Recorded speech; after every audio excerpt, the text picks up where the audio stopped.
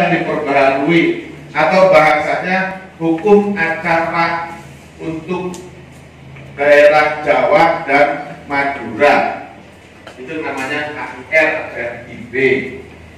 Kemudian ada lagi RBG. Bahasa Belanda lebih tetap juga. Ini hukum acara untuk daerah di luar Jawa dan Madura. Kok begitu sih? Memang itu warisannya Belanda. Warisannya Belanda. Jadi zaman Belanda dulu ada dua hukum acaranya, hukum acara untuk orang Jawa. Bahkan ada juga yang untuk Tiongkok, keturunan Timur sama Barat, itu juga beda-beda gitu. Maka ini ada untuk Jawa dan Madura, jadi di luar Jawa dan Madura. Yang berikutnya sebagai orang serikat pekerja juga harus pahami, karena di Undang-Undang 2 2004 ada dikenal yang namanya arbitrase, maka kita juga harus paham Undang-Undang 30 tahun 99 tentang alternatif penyelesaian sengketa ADR, alternatif dispute resolution, dan arbitrase. Di mana sih aturan arbiter? Di Undang-Undang 2 2004 ada, tapi lebih lanjut di 39. Kemudian ketika teman-teman berselisih harus melalui bipartit, ada peraturan menteri nomor 31 tahun 2008 tentang pedoman penyelesaian perselisihan hubungan industrial di tingkat bipartit. Nanti teman-teman sampai buka tuh bagaimana sih di bipartit, ada lampiran 1, 2, 3. Dari mulai yang namanya risalah sampai yang namanya perjanjian bersama. Lebih lanjut ada peraturan keputusan menteri atau peraturan menteri nomor 17 tahun 2014 tata kerja mediasi. Kalau bahasa lengkapnya itu sebenarnya pengangkatan dan pemberhentian mediator serta tata kerja mediasi.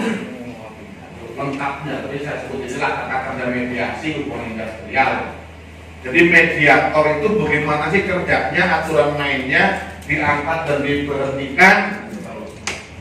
Kemudian ada peraturan menteri nomor 10 tahun 2005 bagaimana terjadinya atau tata kerja konsiliator. Ada lagi arbiter hubungan industrial, peraturan menteri nomor 2 tahun 2005. Ini ngomongin hukum acaranya minimal ini. Apa ini cukup? Enggak, masih banyak. Ada yang namanya jurisprudensi, ada yang namanya pedoman teknis administrasi peradilan perdata dan perdata khusus. Buku 2 tahun 2007 dari Mahkamah Agung sampai SEMA dan seterusnya. Itu orang bidang advokasi yang harus ngikutin perkembangannya. Nggak bisa, enggak. Harus ngupdate.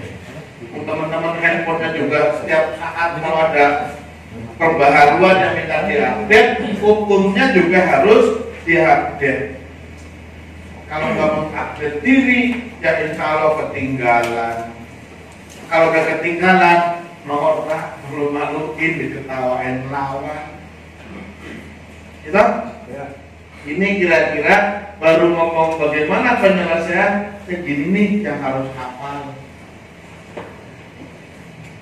Sampai di sini ada pertanyaan? Tambah bingung apa sudah jelas? Lanjut. Sekarang apa sih yang disebut perselisihan hubungan industrial? Ini bukan kata saya, kata Undang-Undang nomor 2 2004, sehingga nggak perlu dibahas. Jadi perbedaan pendapat yang mengakibatkan pertentangan. Kalau belum terjadi pertentangan, apa perbedaan pendapat itu? Masih keluh kesah. Ada nggak di PKB nya disebut keluh kesah? Ada. Pasti ngatur lah kalau PKB. Peraturan perusahaan ngatur nggak keluh kesah? Rasanya enggak. Rasanya peraturan perusahaan itu nggak ngatur bagaimana keluh kesah. Tapi hampir semua PKB ngatur tentang bagaimana keluh kesah diselesaikan. Masing-masing perusahaan berbeda-beda mekanismenya. Ada yang 1 tahapan, ada yang 2 tahapan, ada yang 3 tahapan, tergantung birokrasinya di perusahaan. Makin panjang birokrasinya, makin susah penyelesaiannya, makin banyak masalahnya, makin ruwet.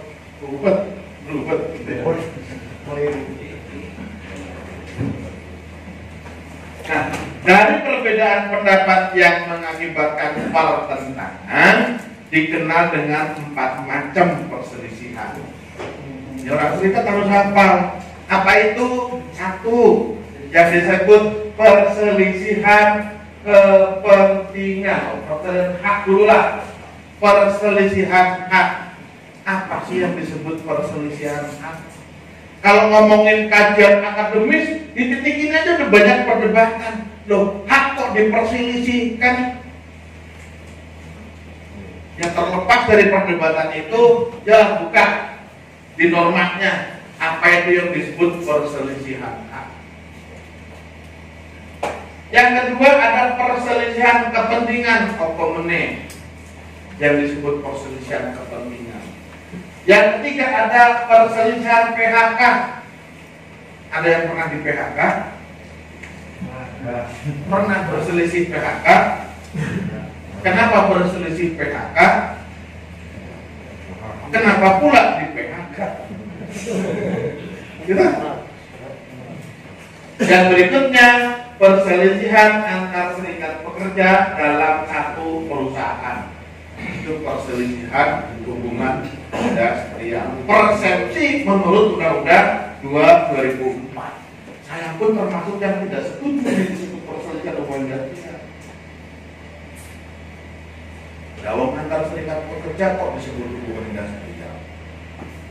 Tapi ya undang-undangnya begitu, ya mau ngomong apa lagi? Lanjut, apa itu perselisihan hak? Teman-teman, ketika di perusahaan ada PKB, di perusahaan ada PT, ketika perusahaan tidak melaksanakan sebahagian atau sepenuhnya dari ketentuan, norma, pasal, aturan yang diatur di dalam undang-undang maupun PP maupun PKB, itu disebut perselisihan hak. Jadi ada hak yang tidak dilaksanakan, baik sebagian atau seluruhnya. Contoh, perusahaan ngatur atau PKB ngatur setiap tahun perusahaan membagikan seragam kerja 2 setel.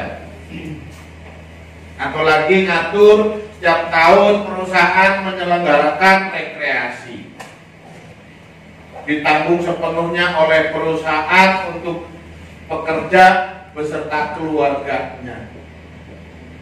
Karena kita ngomongin daerah Berau tambah, mungkin ada yang ngatur, perusahaan memberikan kesempatan kepada pekerja jalan-jalan pulang kampung ke tempat di mana direkrut atau ke rumah kampungnya di sono.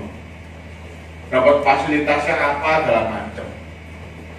Karena kondisi si COVID, akhirnya perusahaan atau berdoa ngeluhnya karena harga batu bara turun gitu ya. Karena harga batu bara turun, sehingga kemudian perusahaan merasa nggak mampu, akhirnya tadi seragam kerja nggak dibagikan, atau rekreasinya tidak bisa dijalankan, atau fasilitas pulang kampung berupa tiket dan segala macamnya nggak diberikan. Karena itu sudah diatur di dalam PP atau PKB, tapi tidak dilaksanakan oleh perusahaan dengan alasan apapun, baik sebagian atau seluruhnya tadi, maka itu yang nantinya disebut perselisihan hak. Jadi ada hak yang tidak dilaksanakan, baik sebagian atau seluruhnya. Jelas? Yang kedua, ada perselisihan kepentingan. Apa itu perselisihan kepentingan? Berselisih untuk membuat aturan, itu gampang itu. Contoh, teman-teman sekarang yang namanya PP besok ingin berunding menjadi PKB. Bikin aturan apa bukan? Namanya membuat aturan. Atau udah punya PKB mau pembaharuan, namanya kepentingan atau bukan? Karena kita akan membuat aturan baru di PKB yang baru.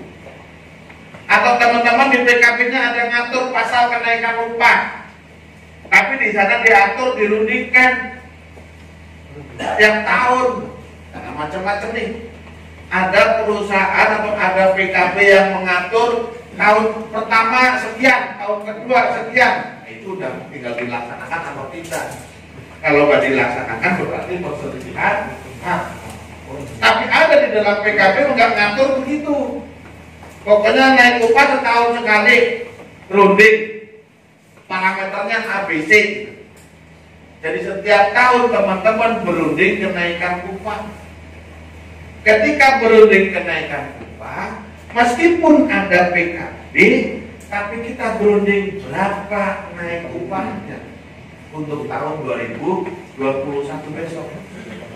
Itu artinya kita berselisih mengenai kepentingan membuat aturan.